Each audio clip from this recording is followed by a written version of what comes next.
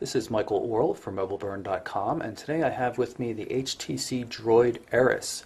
It's the second Android-powered smartphone for Verizon Wireless. We're going to open it up, see what's in the box, and take a first look at the device itself. We'll pop open the box and see what we've got in here. Of course, we have the Droid Aeris itself. It's a half VGA 3.2-inch touchscreen display on it, very similar to the HTC Hero for Sprint.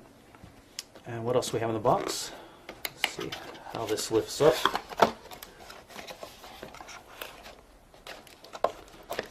User guide, warranty information, all that kind of fun stuff. And let's see what we have underneath the bottom panel. Not a heck of a lot.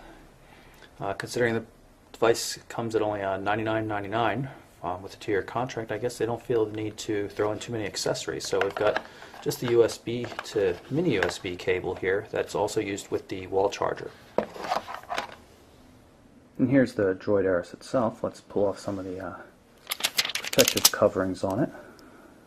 That's a 3.2-inch half VGA resolution touchscreen display. It's a capacitive touchscreen. Also has capacitive touch-sensitive buttons across the bottom. That differs from the hardware buttons that the HTC Hero for Sprint has, but it still has hardware buttons for call send and call end, which also double duty for power, and of course the trackball in the middle. And we also have a protective cover over the 5-megapixel autofocus camera, which sits on the back. There's no flash or anything. Nothing much to see on the left-hand edge of the device. And on the right-hand edge, we have the volume control right here. 3.5mm headphone jack up top, and of course the mini USB port on the bottom. If you look carefully there at the top, you might notice a little place there for grabbing the rear cover to remove it, so we'll pull that off so we can see what's in the back. And of course we have the large battery. We'll take a look and see if it has a milliamp rating on it. Looks like we're dealing with a 1300 milliamp hour battery. There's no SIM card, of course. This is a CDMA only device. Right here we have the micro SD card slot, and there's a card pre-installed. It's an 8GB micro SDHC card. It means it should support cards as large as 16 or even 32 gigabytes when they come out. And not much else. We'll just slide the back, snap it back in, and the phone's powering up. Now that the Droid Aeris is finished booting up, I'm going to show you how to activate it. You have to hit the power button here, and then you grab the bar and drag it down. Now, one of the things with the Sprint version of the HTC Hero, which is very similar to the device, since it had hardware buttons across here, you could just press the menu button twice to activate it, so it didn't require use of the touchscreen.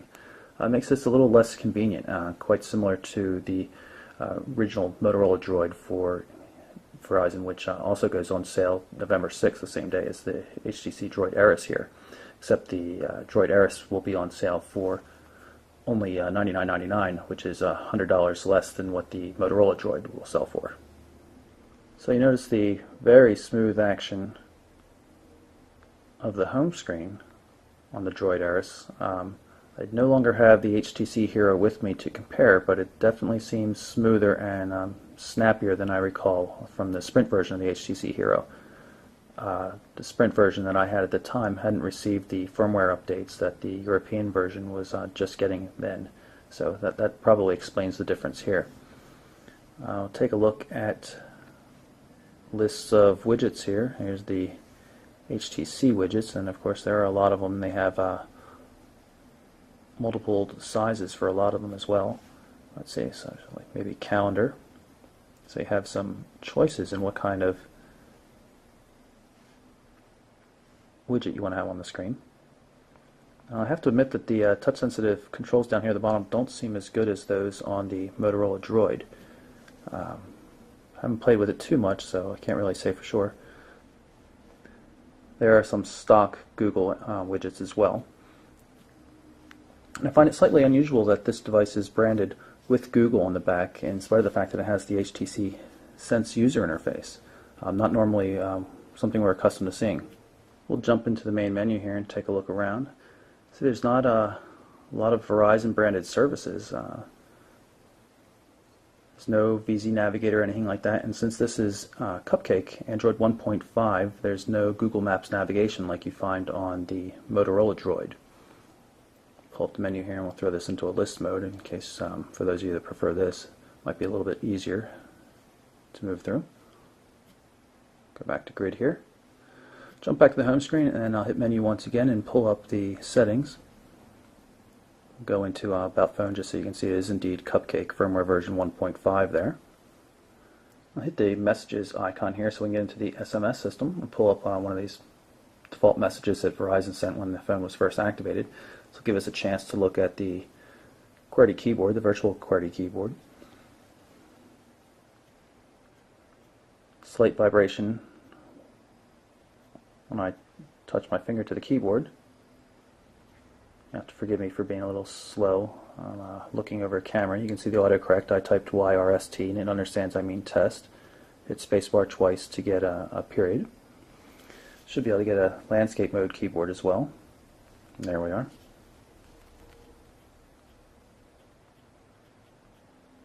And I was very pleased with the virtual keyboard on the HTC Hero for Sprint. I don't expect this one to be any different. It should be really fantastic. I've just signed into my Gmail account for the first time and pulled up the Android market. It's giving us the terms of service here. We're going to accept that so we can take a quick look at the app catalog here. You can see this is the older version, again not the same as found on the Motorola Droid. There's not as many categories, it's not as easy to view paid versus free applications and that kind of stuff, but it's still pretty decent. You can always search for just about anything. I'm in the data synchronization section of the settings, so we can take a look at some of the options we have here. Now that I have the Gmail account set up, you can see the calendar, Gmail messages, and of course contacts right now. You can see the indicator are synchronizing. If you noticed before, there's also support for Exchange ActiveSync, so you can put in easily configure a corporate account, which will also give you access to contacts, messages, and calendar appointments. And you can sync with a desktop copy of Microsoft Outlook as well. I'm now in the Contacts application. You can see we've successfully synchronized with our Gmail account, so we have a bunch of contacts here with images. This is the main list. There's also, of course, favorites, smaller subset. You can define groups. You can also get updates for Facebook, Twitter, and that kind of stuff if you log into your account, and call history. And when you go into any in particular contact here, you get the same kind of sorting. You can see all of their messages, all the email back and forth with the person, again status updates, pictures from Flickr, and of course call history for these people. Now since this is a brand new device, I haven't placed a single call yet. We're not going to see anything. One thing I can show you though is when we go here, we can add, actually the contacts came up automatically as favorites, which is kind of cool. I wasn't expecting that. I didn't do this. They were just marked as favorites to start with, and it preloaded the widget, which is really kind of slick. So now you can just tap on one of them and get a nice menu here where you can quickly do something. Call them, send them a message, or even send out email. This is the text messaging system. It's a widget.